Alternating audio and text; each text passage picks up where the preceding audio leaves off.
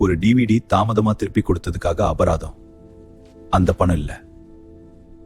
அந்த கேள்விதான் வாழ்க்கையை மாத்த போகுதுன்னு அவனுக்கு அப்போ தெரியல. படம் பார்க்கறதுக்கே தண்டனையா? இந்த முறை சரியா? மாற்ற முடியாதா? ஒரு புரட்சி ஆரம்பிக்க போனாதான் படம். வரிசை, காத்திருப்பு, தாமதம்னா அபராதம், எல்லாரும் பழகிட்ட முறை. ஆனா இது சரியான முறை அல்ல. மக்கள் கடைக்கு போகணுமா? இல்ல, படம் தான் மக்களை தேடி வரணும்.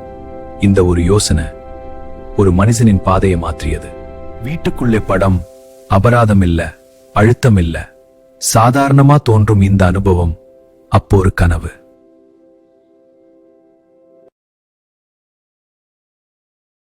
இது வேலை செய்யாதுன்னு சொன்னாங்க, முடியாதுன்னு சிரிச்சாங்க. பெரும்பாலான கனவுகள் இப்படிதான் ஆரம்பிக்குது. இணையம் மெதுவா இருக்கு, பணம் போதல, டெக்னாலஜி தயாரில்ல. ஆனா அவனோட நம்பிக்கை மட்டும் ஒரு நொடியும் மெதுவாகல. முடிவு, கம்பெனி மூடப்படும் முன்னிலை, எல்லாரும் விட்டுட சொன்ன நேரம். இங்கதான் உண்மையான போராட்டத்துல தான் பலர் திரும்பி போயிருப்பாங்க. ஆனா அவன் இல்ல.